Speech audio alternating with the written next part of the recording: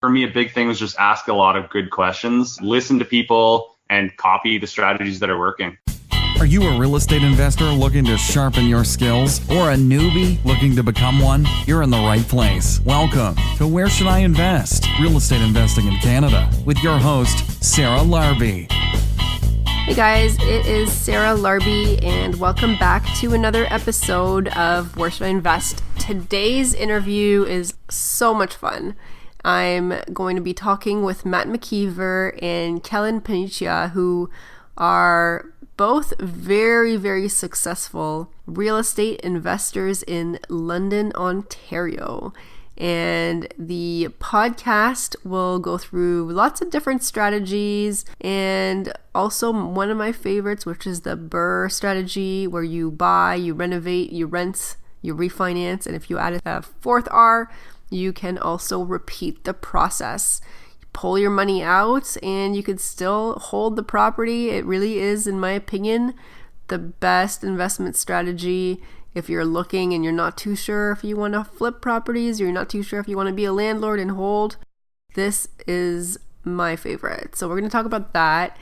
And also, one of the things that I am a big proponent of is networking. And Matt and Kellan actually host their own networking educational club in London. So they're going to talk about that. And they're really, really active in the real estate investment community. So I believe that your net worth is your network. And it is so much easier and much better to learn from others' mistakes rather than learning only from your own. It could actually save you a ton of money. So if you have any questions for Matt or Kellan, their information is going to be posted on the show notes, so take a look at that. I know they are very active on Instagram. They're very active on YouTube as well. They have a YouTube show, which is Matt Mckeever, MattMckeever, and you can actually watch him on YouTube. He'll go through some of his properties on there. And they're also on Instagram. So really, really great interview. If you guys have any questions or you are interested in potentially being a guest on the podcast, if you've got an interesting story or maybe a topic that we haven't touched on, that we haven't discussed, I want to give back to the audience. And if you think that you've got something unique and you want to share it, or a great success story, feel free to reach out to me. I would love to hear more about it and see if you may be a possible guest for the podcast. You can reach out to me by email at sarah@sarahlarby.com, or you go to my website, which is sarahlarby.com, and just go to the contact me page. And otherwise, you can also contact me on Instagram, because I do have Instagram now, surprisingly, which is sarahlarby84. And I'm actually enjoying it. So Instagram is kind of fun. I'm putting some updates on the flip property. I'm putting some updates on the cottage, just things in general and what we're up to, and the SoRite events. You know, hopefully I've met actually a lot of you guys in person from at the SoRite Club from the podcast. So thanks for reaching out, guys. I really, really appreciate it. And don't forget, if you like this podcast, you really enjoy it, please leave a review and a rating. And I'm definitely I do read them. I do enjoy looking at them. So if you guys wouldn't mind taking 5 minutes, that'd be awesome. All right. Anyways, guys, let's get on with our interview with Kellan and Matt. Hi, guys. Hey, how's it going?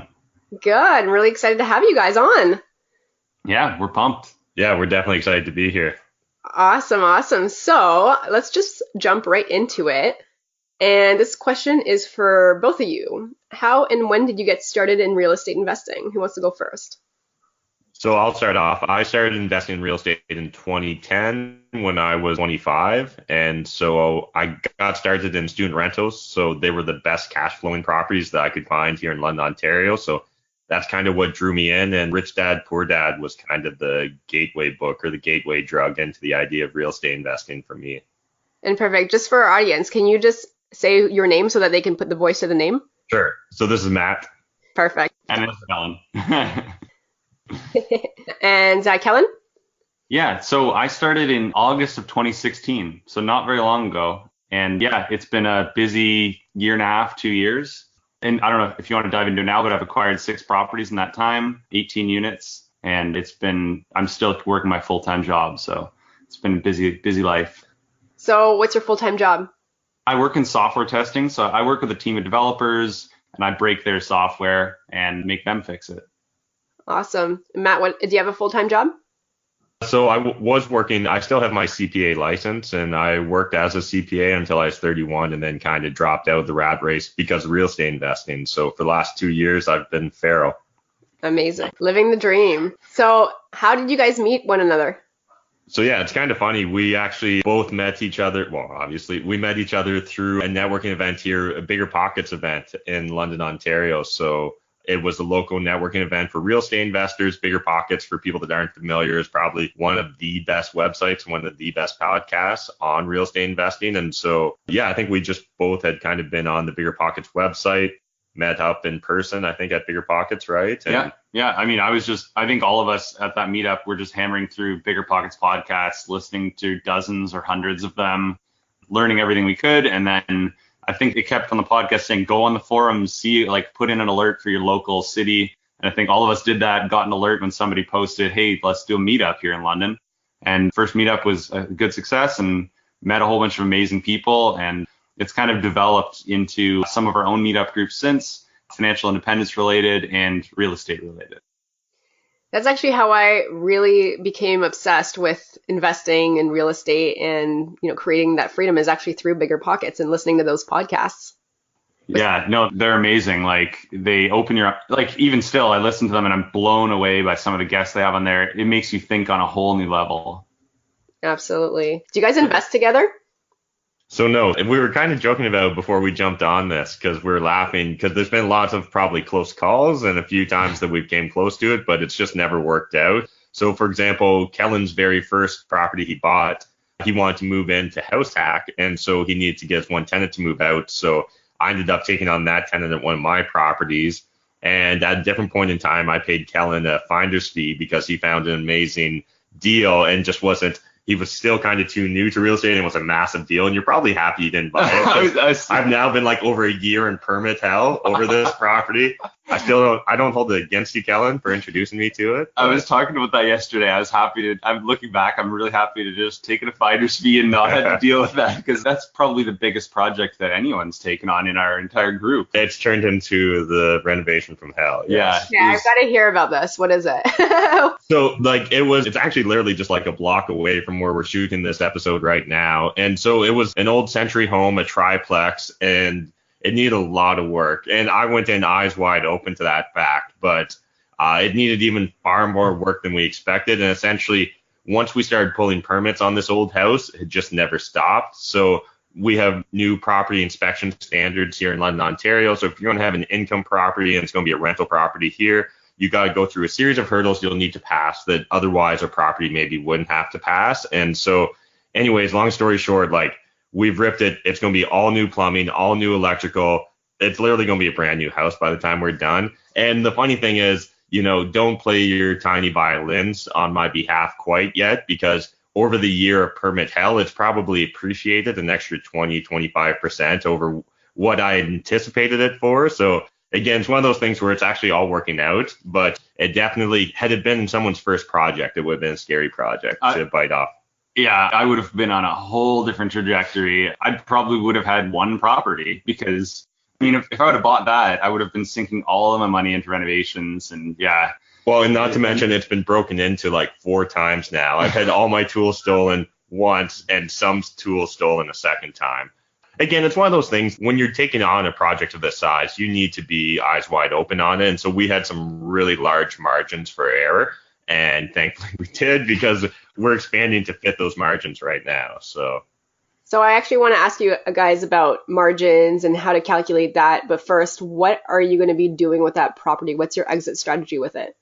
So the plan is kind of my classical BRRRR investment strategy. I think a lot of people are using the BRRRR investing strategy these days. And so we bought that property for $150,000 and we're going to probably spend about $150 in renos on it. And it should be worth somewhere around 400, maybe 400 and change once we're done. The original plan was to buy it for 150, spend under 100 in rentals, and have it be worth like 3 and change. So you can see it's evolving. And if I remember correctly, Dan DeVoe made a bet with you that I'm pretty sure he must have called the inspectors on me or something. He made a bet that you would not be able to do that rental for under 100,000. Yeah, and now that we're tearing off the second story addition and rebuilding it, he's correct. So, it is definitely a good lesson, and it's not all positive and butterflies and rainbows or whatever it is in real estate. So it's important to talk about this kind of stuff and the stuff that can go wrong. And I think one of the biggest things is your purchase price, right? So one of the biggest things I always say is you make your money on the buy, and you still are going to be spending probably more money on the rentals that you think. And it's probably still going to take more time to maybe sell, or you may not get the refi number. So can we walk through some of the numbers? Like you mentioned BRRR. How are you looking for properties, and what's a good property for that so that you can avoid exactly what happened in a way, right? If you were to buy your property for $300,000 to begin with, you probably would have been at a loss. Yeah, I think starting out, you run a lot of numbers. The rule of thumb that pretty much everyone I know now is using is the 1% rule. So if the property's $200,000, it should rent for $2,000 a month in rent. It should rent for $2,000 a month. That should be basically after repairs. So you want to have a $200,000 after repair value, and it should rent for $2,000 a month. I think, a lot of times investors at the early stages, especially when they're trying to build financial independence, are really looking for cash flow. And I think cash flow is king. Like if you find a property that's cash flowing, it's also going to be worth, you're going to have a million exit strategies. You can sell it to investors. You can do whatever you want. But your mindset does change as, you don't necessarily look for that cash flow anymore later, because if you have the passive income you need to sustain your lifestyle, you can start looking for, maybe properties that you think are going to appreciate, or properties that you don't necessarily have the cash flow in the meantime. You're going to buy something and make your money on the purchase. Maybe you can get more into flipping and that kind of stuff. So your question again, because I went on a rant. No, that's okay. That's okay. No, it's all good information. And so kind of building upon that then, so the 1% rule is really important in our market for determining cash flow. And so we're both very focused on cash flow. And then outside of that, just generic numbers for using the BRRRR, or what's called the buy, renovate, rent, refinance, repeat model. Essentially, when everything's all said and done, we want our purchase price plus our holding and closing costs and our renovation costs to be about all in 80% of our expected ARV. And so we're kind of relatively conservative investors. So we're often probably aiming for closer to 70 to 75% all in. And that's going to give us a little bit of margin again in case, say, the appraisal doesn't come in where we expected. And so on a recent project, currently, an appraisal didn't come in where I expected. And so what ends up happening when it goes sideways like that is we bought the property for $210,000. We spent about $40,000 in renovations on it.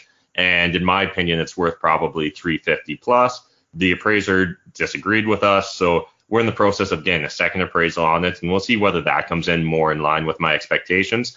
But the nice thing is, worst case scenario with something like this BRRRR investing strategy is I'm now left with a really strong cash flowing property. That property I'm all out pocket $250,000 on, and it's cash flowing it's grossing $4,000 a month. And so we're paying all utilities on it. So it's definitely not cash flowing that, but it's still a very strong cash flowing property. So worst case scenario is I won't be able to re-access the new equity I've created, and I'll have to maybe wait a couple years to go and then refinance and get access to that equity to go repeat the process all over again. Yeah, really well said. I do want to go back for a second, just because you mentioned with this property that you had a lot of permits that you had to pull and a lot of things that you were not expecting to happen. And what are some of those examples that we could, enlighten some of the audience or the listeners about some things that are probably going to happen at some point in your investing life? Sure. So there's so many to choose from on this property, but I'll pick with one that's relatively simple that a lot of people in London, Ontario will definitely come across. And that is our property standards inspectors, or the Property Standards Act, or whatever you want to call it, is very focused on ceiling height these days in our market. And so one of the entrances to a second story apartment was 6'4.5" at one point. And so it technically needs to be 6'5". Never mind the fact that it's been that way for 30, 40, 50, maybe 60 years. Doesn't matter. You can't point that out to them, the word grandfather, in the building code, so they won't take that. So essentially what we ended up having to do is we literally have to rip the entire roof off of this addition and rebuild it. Our alternative was to find a new entrance to the unit, which would have meant sacrificing a couple hundred square feet in living space, which when you looked at it, we were far better off to spend another 15, 20,000 completely renovating and rebuilding this addition versus losing that square footage.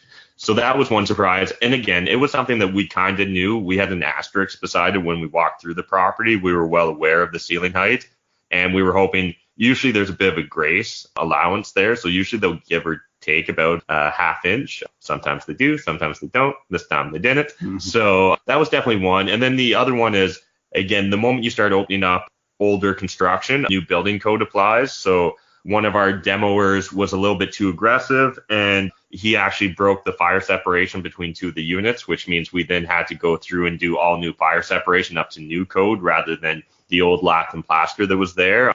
So that 5-minute error costed us a couple grand in new fire prevention measures. But that being said, at the end of the day, this property is going to be up to an even better standard than we intended it to be. So it's not like the price won't be reflected once we're done. We're simply going to end up doing an even higher grade of renovations than we expected. So probably initially our expectation was to be kind of middle of the road on where our renovations and tenant profile was going to land on this project. And now since we're spending more money, we decided to just kind of commit and go all in. And so we'll go higher end, more stainless steel, that sort of thing on this unit. So again, Kellan kind of hinted at it at the beginning of the episode that we would like to have multiple different exit strategies or ways to pivot. And that's what's great about real estate investing is we are in control. So unlike, say, investing in a publicly traded equity, we can't exercise any influence or control over that investment, where in this case, my renovation budget's piling up. So instead of just being stuck and having to bore that cost, I can actually pivot and maybe create a higher end rental property that will cash flow more in the future. Or maybe I could look at turning it into a short-term stay or an Airbnb in the future. So. All right. Awesome. Thanks for sharing that, guys. Just out of curiosity, I know you briefly mentioned that a little bit of your portfolio and what that looks like today, but can you let us know what it consists of and also where you want to go with it? So do you have a goal to acquire X amount of properties or X amount of income, and what does that look like? Yeah, so for me, I'm currently at 6 properties, 18 units. So that's 3 duplexes, 2 triplexes, and a 6plex. Most of them are within a 2-minute drive or a 5-minute drive of each other. I can walk to most of them.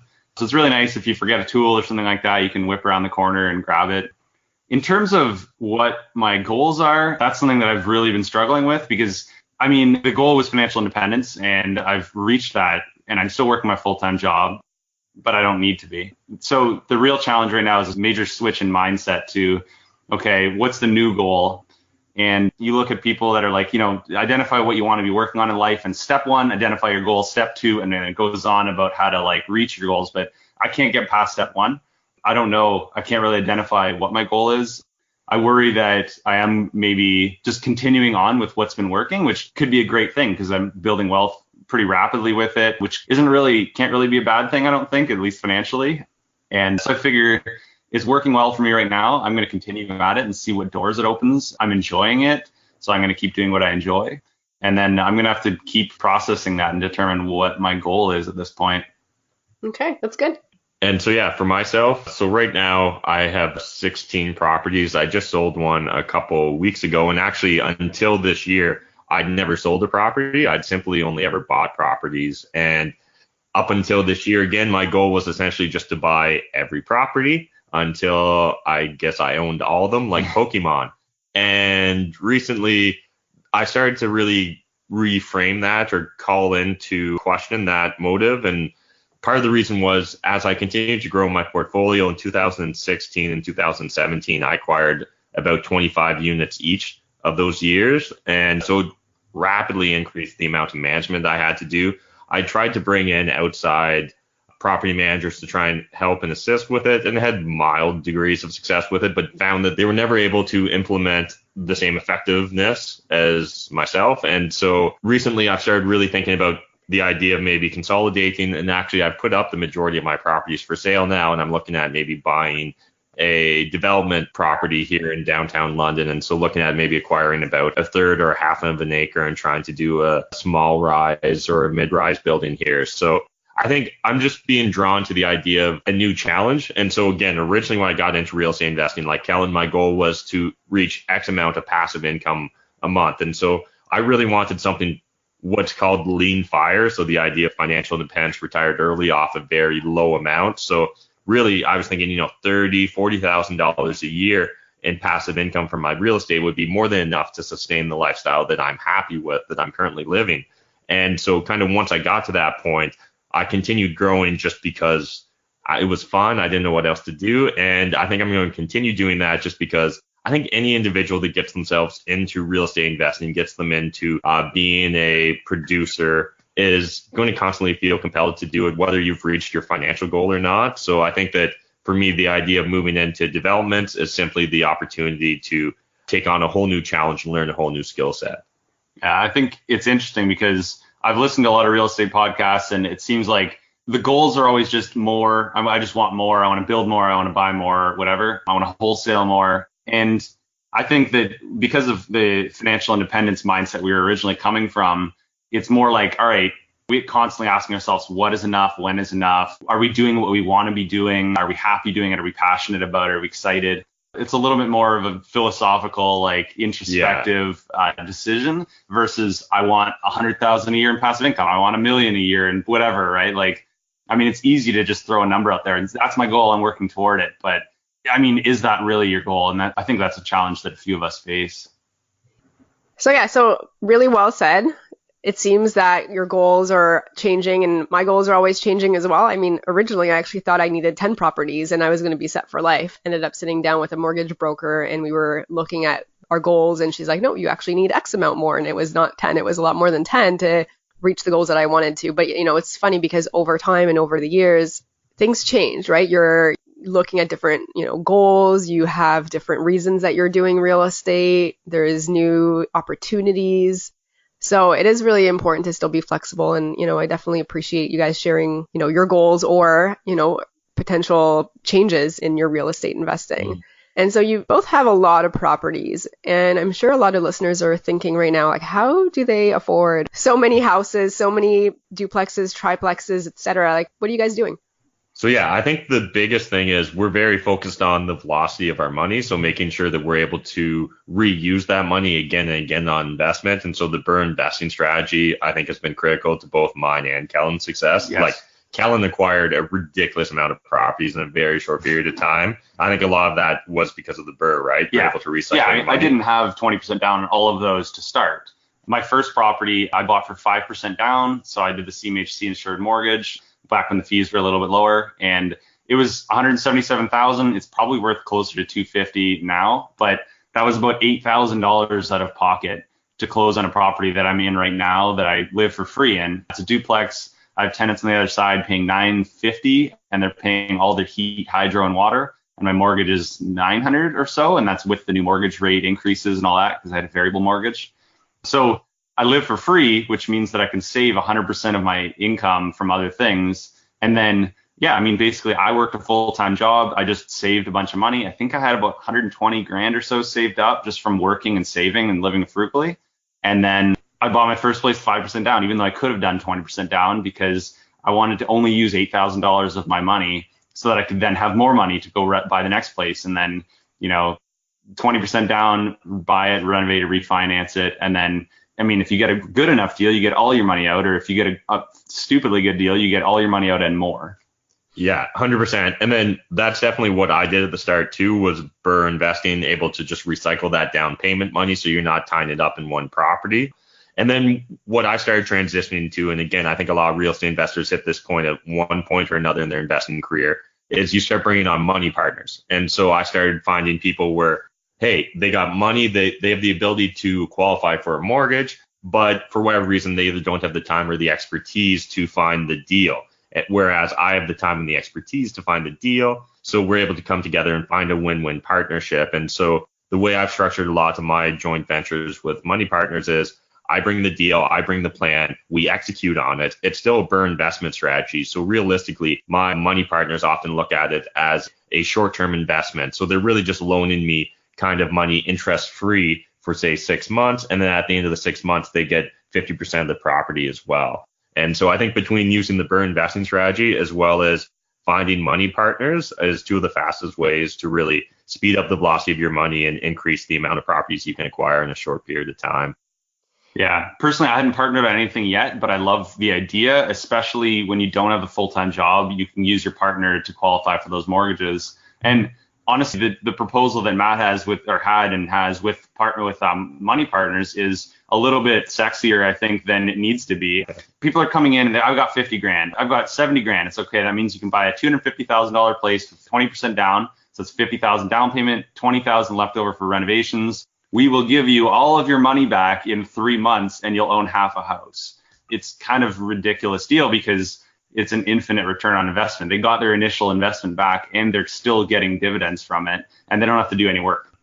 So it's and from the, investors active partner side of things, it's also a great deal because they don't need to bring any of their own money. They just do all the work and they own half a house. Totally, it's a definition of a win-win. Both sides should be ecstatic about it. I mean, I'm biased, but I would argue that the passive partner is kind of getting the sweeter end of the deal in that case.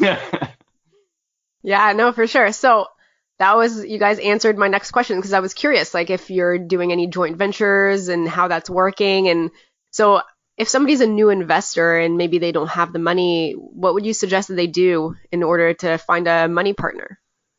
So I think when you're new to investing, if you don't have a lot of experience either, it's definitely going to be a challenge to get a money partner. So talking realistically, your best bets are right off the bat, people that are close to your network. So close friends or family members would be a realistic starting point. Outside of that, the next best way is to find a fantastic deal. At the end of the day, there's more money than there is deals. So get that fantastic deal. The way you're going to get a fantastic deal, at least in my market in London, Ontario, you're not going to find that on realtor.ca. You're going to need to find a private real estate deal. So whether that's you scraping Kijiji or whether that's you putting up We Buy Houses signs, whether that's you going to every single networking event and shaking hands with every real estate investor you meet and just trying to find interesting opportunities, I think that finding a fantastic deal and then simply being able to turn it around to your network and be like, hey guys, I got this awesome deal. Here's the pitch.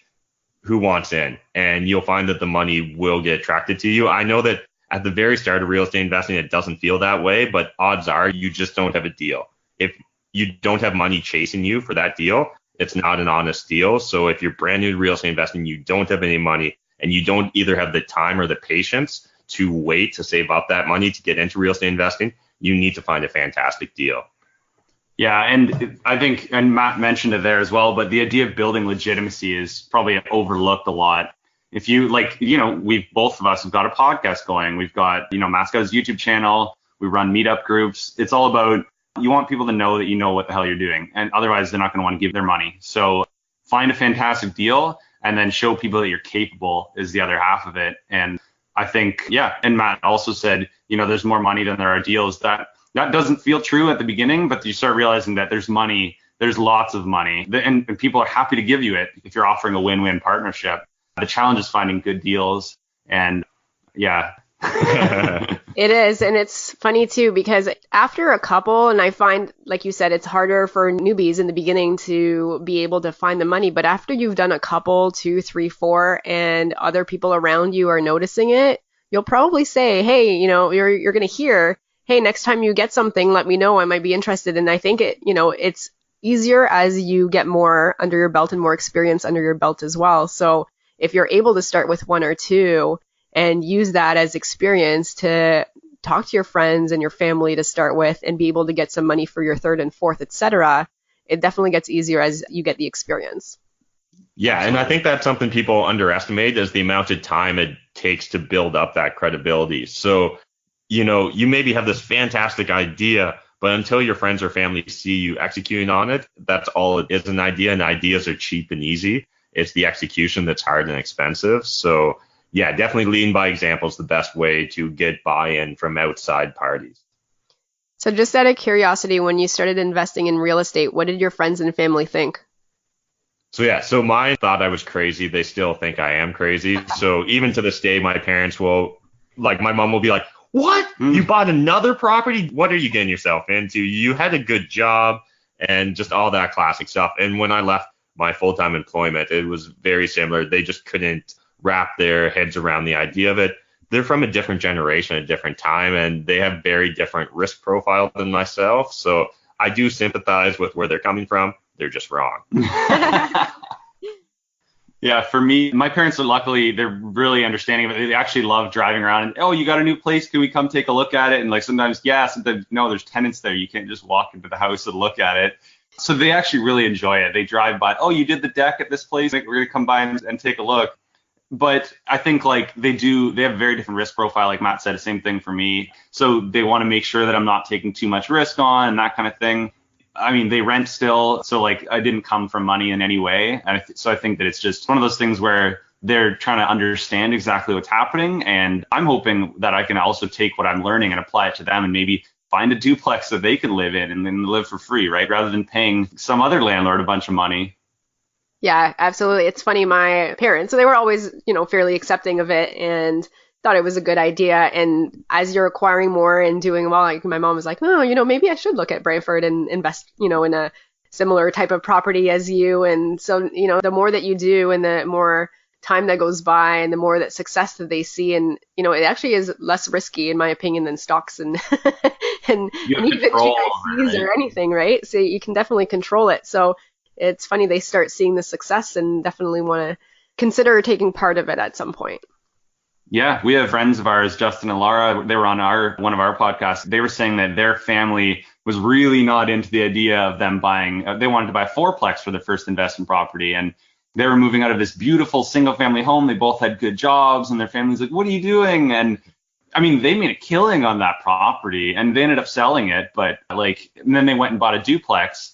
And the family was all of a sudden very understanding of it. And I don't know if it's because they did such a great job on the first one or because a duplex is a little less scary sounding. But yeah, it takes time for family to adjust. I think they need to see that you're having success with it. And at some point, at the beginning, you're like, I bought another property. And they're like, what? And then later you're like, I bought another property. Like, oh, where is it? And it just becomes a little more natural. It is pretty funny. Like the first one or two that you let them know about, it's exciting. And then sometimes I even forget now to say, oh, I bought this property until a week or two later. I'm like, oh, by the way, this is my new house. No, it's really fun. Why do you think it is that most people don't even know about real estate investing and they hear the worst of the worst and don't even consider it? I think that there's a multitude of different reasons, but I think a lot of it just comes down to a lack of information. So I found it frequently, any aspiring real estate investor will come up across, someone's aunt or uncle or cousin twice removed once was a landlord and went wrong, and they'll have some anecdotal story about why being a landlord's terrible and about this idea that you don't want to go to unclog a toilet at 2 a.m. And while I'm certain that there are landlords that have had to do that, I have over 100 tenants and it doesn't come up, it's pretty rare that emergency actually occurs in the middle of the night. And if it does, often you either have people or systems in place to deal with it. But I think what really comes down to is often these anecdotal stories are based off upon someone that got into real estate investing without meaning to get into real estate investing. So they maybe inherited a property or they're about to move in with their significant other. So they decide to turn their current place into a rental property when they never entered into that real estate transaction with the idea of it being a investment. And so I think that a lot of people mess up on their first property because they weren't treating it like a business. They weren't looking at the numbers. They weren't looking at the fundamentals. And so they were setting themselves up for failure. And so same thing as we hear, that whatever 90% of all restaurants or businesses fail in the first X number of years. I think a similar attrition rate we see in real estate, and that probably shouldn't be surprising to us. Yeah. And on a really simple note, I think a lot of the reason people don't get into real estate is because they don't have the money. And that's excuse number one. And for sure, yeah, you need to save your money. Typically for your first deal, I'd recommend buying it with your own money or with a friend or something. So save your money and then buy your first deal and then start realizing that other people have money and they'd be happy to invest with you if you build some legitimacy. And yeah, people are just scared of it. It's not as simple as putting some money into an index fund, which is great, but your return on investment's not going to be there. You can't control it. If it goes down, no matter what, even if you buy stocks and you think you looked at a company and you did all your research, if the stock market's taking a tumble, you're taking a tumble with it, Yes. So you mentioned earlier about finding off-market deals to be able to do proper BRRRs and doing signs or finding pocket deals. Can you talk about some of the best deals and how you found them? Sure, yeah. So the best deals I've ever found definitely have been private deals. The ones that come to mind are often we found them on Kijiji, so it's a for sale by owner. And often some of the best indicators that it may be a good deal is you're going to have no photos, blurry or poorly taken photos, poorly written descriptions written in all caps, essentially just signs that the person doesn't necessarily have as much information as you. Pretty much any real estate transaction, for you to win the real estate transaction, you're going to need greater information. So you're going to depend on information asymmetry. So often we're looking for less educated sellers that are for sale by owners on something like Kijiji, or in the United States, you'd probably be on Craigslist. Outside of that, it's the network, right? So that one deal that Kellan hooked me up with, he knew that I was actively looking to buy in this specific neighborhood, in this sort of profile of building. And so once he found an opportunity he wasn't able to execute on, he could come turn around and hand it over to me, get a finder's fee. And so I think another part of that too is making sure that the people that help you win, you're making sure that they get fed too. So we're very big on paying finder's fees and paying it forward and all that in our network. But yeah, half of my portfolio is private deals. The other half is from the MLS. I've paid a couple of finder's fees as well. There's no consistency as to how you find private deals. I think people are like, what is your lead generation? Is it all coming from this one place? And I don't know. In my experience, it hasn't been all coming from one place. One of mine I purchased because it was in touch with a painter who knew about a place. And I was like, hey, let me know if you know of anything. And I reached out and he put me in touch with the owner and I worked it out and I paid him a finder's fee. And then another place was a contractor that was our contractor / property manager. And I kept reaching out to him and saying, hey, like, do you know of anything? And eventually he was like, yeah, I'm actually managing this one property, but it doesn't look like they're looking to sell. And then I reached out a few months later and I was like, hey, any chance they're looking to sell? And he's like, actually, they are looking to sell. And he ended up helping me negotiate with it a bit. And I was kind of able to, in that case, it's kind of funny because, the owners trust him. He's a property manager for it. So I was like, okay, why don't you start the negotiation with them? And if you can get them down to around this price, I'll increase the finder's fee that I'd be happy to give you. So he was able to kind of start the negotiation and then I was able to kind of finish it off. And I was happy to pay him a higher finder's fee because he helped me through the negotiation process. That's smart, creating some incentive. Yeah, and so I think like Kellan and myself both make it well known to both property managers we come across as well as tenants that we do pay finder's fees. And so the big thing is like I'll tell all my tenants and any property manager that either I meet on a viewing or that works for me or does some side work for me that, hey, I'll pay $500 to $1,000. All you got to do is introduce me to the owner of the property. If I end up eventually buying the property, I'll make sure you get fed. And it's worked out so far. And what ends up happening is that once a person succeeds, they get that first finder's fee. They become a soldier of yours. They're out on the front line every day looking for an opportunity for you because to them, it was some of the easiest money they ever made. And to you, it led to one of probably the best deals you've ever invested in. So yeah, and like some of these people didn't even know they were going to get a finder's fee. At some points, they're just like, I was like, hey, can you put me in touch with this person? And then they ended up doing it. And then a few months later, I closed. I sent him an e-transfer, and he was like, "Oh, what's this about?" I wanted to pay it forward, right? And this guy, he paints in other properties in my neighborhood that I want to invest more in. So like, I want to maintain a good relationship with him. I want him to know that you come across another place that's meeting the type of property I'm looking for, reach out to me. And I think that's the key is like, what type of properties are you looking for and who are the types of people going in those properties? Reach out to them. So Matt's talked about the idea of reaching out to your pest control guy because the type of properties we're looking for are going to be places that are like run by slumlords or run by properties, really run down properties. They're going to have infestations likely. So deal with people that are dealing with infestations. Same with social workers can be a great source. Yeah, property standards inspectors. Everyone's a potential lead generator for you. It's just a matter of aligning your and their interests together. Really great tips, guys. So one question I have about Kijiji is, you said you got some really good deals from Kijiji. Why would they list on Kijiji instead of MLS, in your opinion and from your experience? So typically, they aren't thinking big picture and they don't want to pay a realtor fee. So they want to sell it themselves, and therefore they're going to list on Kijiji or wherever else. And they don't know what the place is worth. Sometimes they don't know what the place is worth. So it's a great opportunity to just lean on the, hey, by the way, you don't have to pay realtor fees. Meanwhile, you're getting it for way cheaper than you would if they just listed it on the market. And then building off of that, there's often also something one way or another, their ego's tied up in the property or the deal. So I've dealt with sellers that, they've got some bad tenants in there and they're embarrassed that they've allowed that tenant to trash the place as bad as it has. And they're embarrassed to admit that they're essentially being bullied around by this tenant. And so they just want to be able to wash their hands of this situation.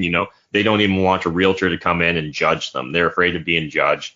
Or maybe, they don't want to list on realtor.ca because they live like a hoarder and they don't want strangers coming into their house. And so that's usually there's some sort of, I find that some aspect of their ego is tied into the property or the deal. And so that for personal reasons, for whatever reason, they don't want a bunch of strangers or attention. And we're essentially able to come in, I'll walk through it once, no judgment whatsoever. Like I'm not snickering or I'm not making snide comments. I'm just walking through. Often the person will be like, oh my goodness, I meant to tidy up more, but I just didn't get a chance to. And it's maybe clear that they haven't been a great housekeeper for years, but rather than being judgy McJudgerson, you essentially just go through it and you just listen to their story and then at the end make an offer. And so that's often been the cases where, they either want to sell fast or they're hoarders or they're embarrassed about something. And it's an amazing time to get to know the seller's story. And it's a little more of a challenge to do that when things are on the MLS because there's 1 degree of separation or abstraction or 2 degrees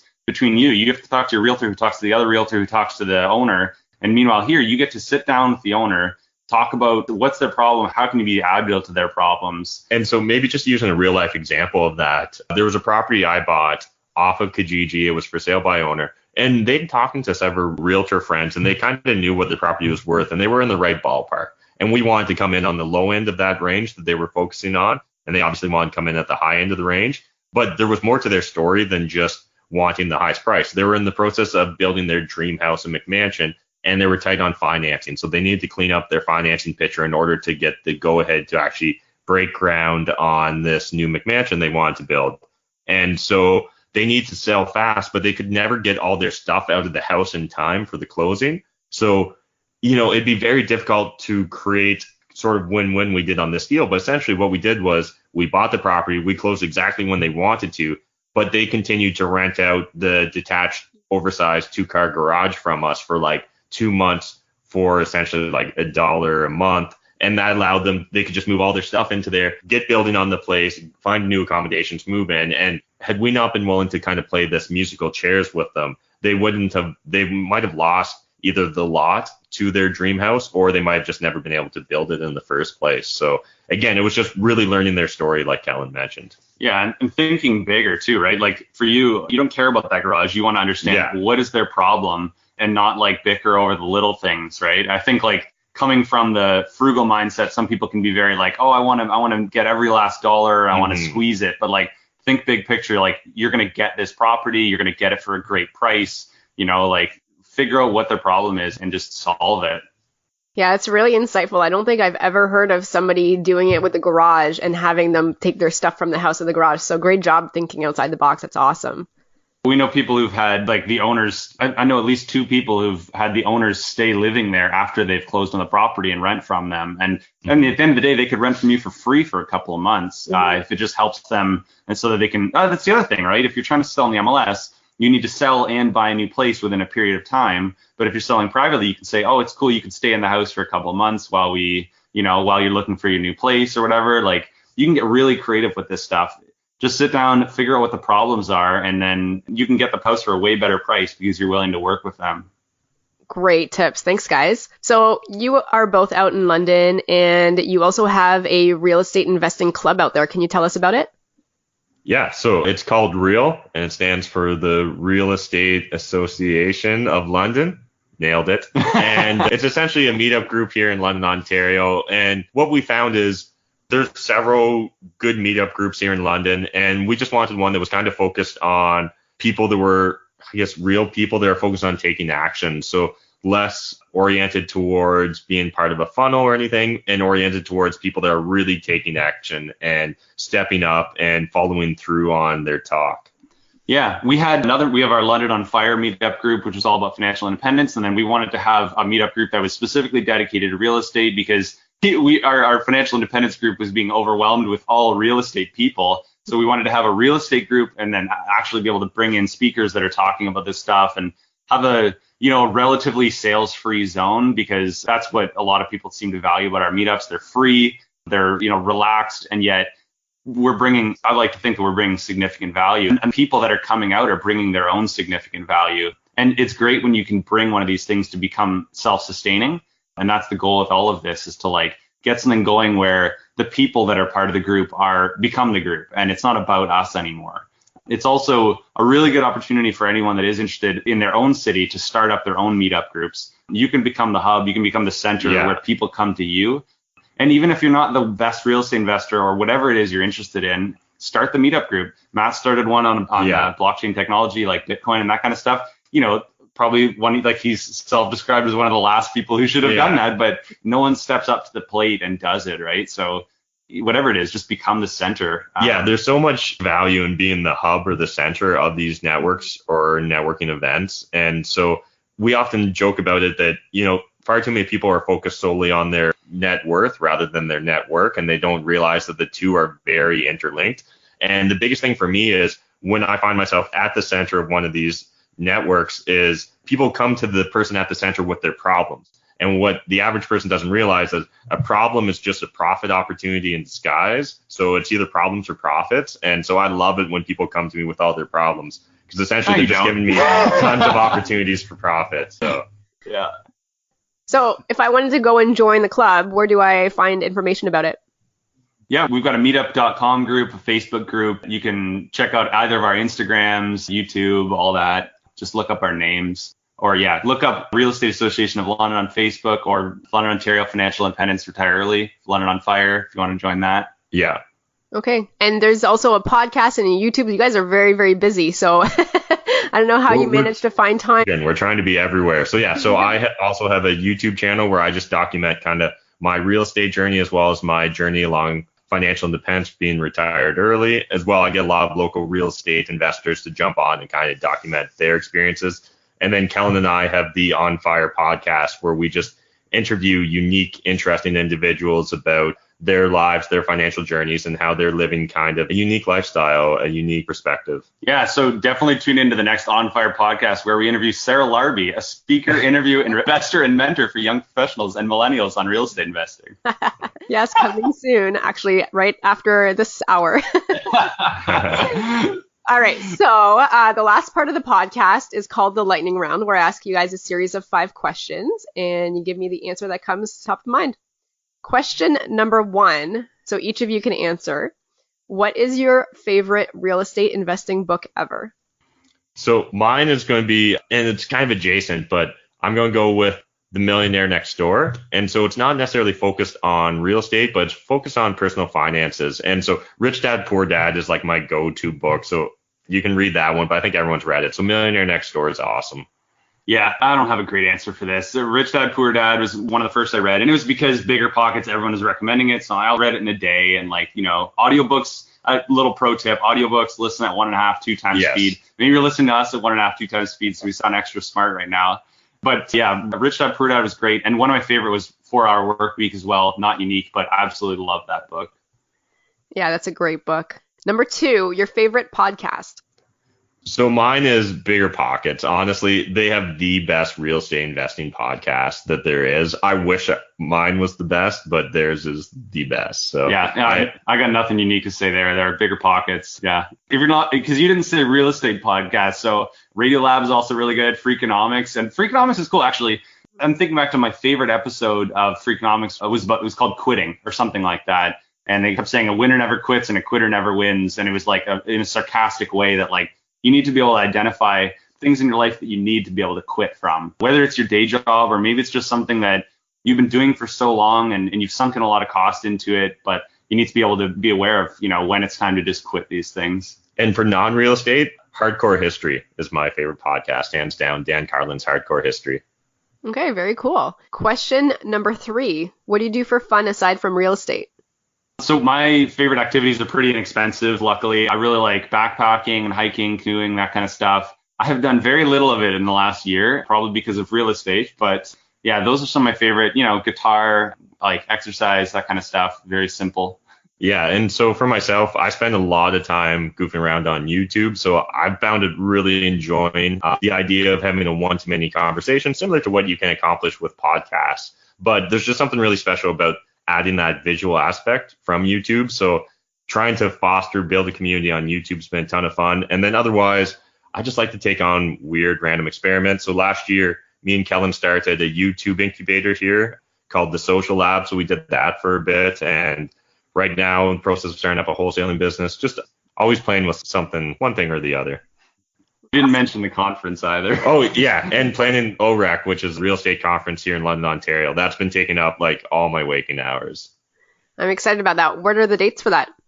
So it's going to be May 26th, May 27th here in London, Ontario at the London Convention Center. You can find out everything at www.orec2018.com. That's OREC2018.com. Numbers. I don't know how numbers work. And yeah, it's just going to be, we're hoping to create something unlike anything else that is currently going on in the real estate conference world in Canada. So something that's really oriented towards real people that are taking real action, getting real results. So the idea that there's going to be people like Kellan or myself that don't really have an upsell or a pitch. You're not part of a funnel. You're literally just going to come out and network with people that are in the trenches taking action. So yeah, you can tell I've got nothing to sell because I don't know what my goals are. So. True. Perfect. Question number 4. If you lost all your money and assets tomorrow, how would you start again?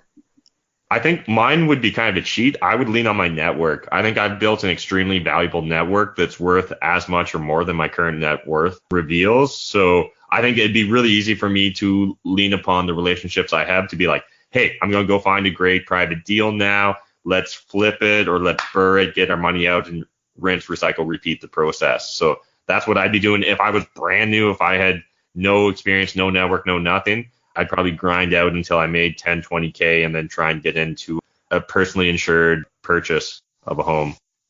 Yeah, I would do this. If I had $0 and no job, I probably wouldn't go get a full-time job again, which maybe says something about what I'm doing right now. But I'd probably go do some cash work, like, help someone out with some contracting, save up another 5% down payment, or maybe borrow enough for a 20% down payment and close on a property, live for free again and start over. Honestly, it would be the exact same thing that I did, and it'd also be the exact same thing I'm currently doing. I think it's the best way to build passive income, at least in the real estate world. Absolutely. Last question. If somebody has $50,000 and they want to get started, how would you recommend that they spend it? I'd buy a condo in Toronto. Right? All the e-courses. Sign up for our special mentorship program right now. Personally, one of two things. If you had $50,000 and no experience, you should probably be finding a partner that does have experience, or you're going to need to acquire the experience yourself. One thing that I've mentioned to a few aspiring real estate investors is far too many people are afraid to get into a good deal on their first deal, and they're looking for the perfect deal. We're conditioned already through society that it's okay to spend $50,000 being trained to go be an underwater basket weaver. So the idea that you could go spend $50,000 at the School of Hard Knocks on your first flip or your first burr, and that even if you just broke even, that a lot of people would view that as a failure, I think is a failure to view it appropriately. So the idea of going in, just getting that first deal and learning through Hard Knocks is great. Otherwise, get a partner that knows what they're doing. Yeah, so assuming it's in a market similar to what we're in, where 50K is enough probably for a 20% down payment, that's exactly what I would do. I would do 20% down on a duplex, triplex, fourplex, or I'd borrow a little bit more and buy something a little bit bigger. And I would rinse and repeat. It's what I've been doing. It's what's been working. I think the unfortunate thing is, it's not a sexy answer, right? This is literally the RPG version of go kill rats and gain experience points, right? That's what we're talking about. Maybe I would park it with a hard money lender while I'm waiting to find a deal. If there's some flexibility there, you can earn a lot more than having it sit in a bank account. But otherwise, yeah, just rinse and repeat. Cool. Thanks for playing the lightning round questions, guys. Thank you. Thanks for accepting the fact that they weren't lightning fast. That's funny. So final questions. Where can listeners find you if they wanted to reach out and know more about you? So you can find me on YouTube. Just Google my name, Matt Mckeever, or youtube.com/Matt Mckeever. Definitely hit that subscribe button, smash the like button. And yeah, that's my favorite way to interact. Otherwise, Instagram. I think Instagram's fantastic. So if you want to get my attention, slide into the DMs on Instagram, Matt Mckeever85. Yeah, Instagram for me as well, Kellan, KELLAN.PAN. It's probably the best place. Some people are adding me on Facebook, but I don't generally. I think you're the same. Like, I'm not accepting all of them anymore. Facebook's a little bit more personal, I think. So Instagram, everyone can follow. It's a public profile. Feel free to send messages on there. I also have a YouTube account, but it's inactive, but it won't be forever. Perfect. And any last words of advice or anything else that you'd like to let the listeners know about? Making money is a team sport. There's more than enough money in this world for us all to make it. But if you're not saving it, I mean, like, what's the point, guys? That's Matt's YouTube catchline. So, yeah, I think just honestly take action. Go out there and meet people in your network. If there's not a network group out there for you to be a part of, start it. It doesn't matter. You've listened to One Bigger Pockets podcast and you feel like a fraud for going out and starting the networking event. Just own it. Just be like, this is for the brand new real estate investors group. Yeah. And just start meeting people that are doing what you want to do. It's the fastest way to speed up your own learning curve. Yeah, I would say go out. And for me, a big thing was just ask a lot of good questions, listen to people, and copy the strategies that are working. Okay, awesome. So on that note, thanks guys for being on Where Should I Invest? See you next time. Thanks, Sarah. Bye. Thanks so much for listening to Where Should I Invest with your host, Sarah Larby. Make sure to listen in next time. We'll catch you on the next episode of Where Should I Invest?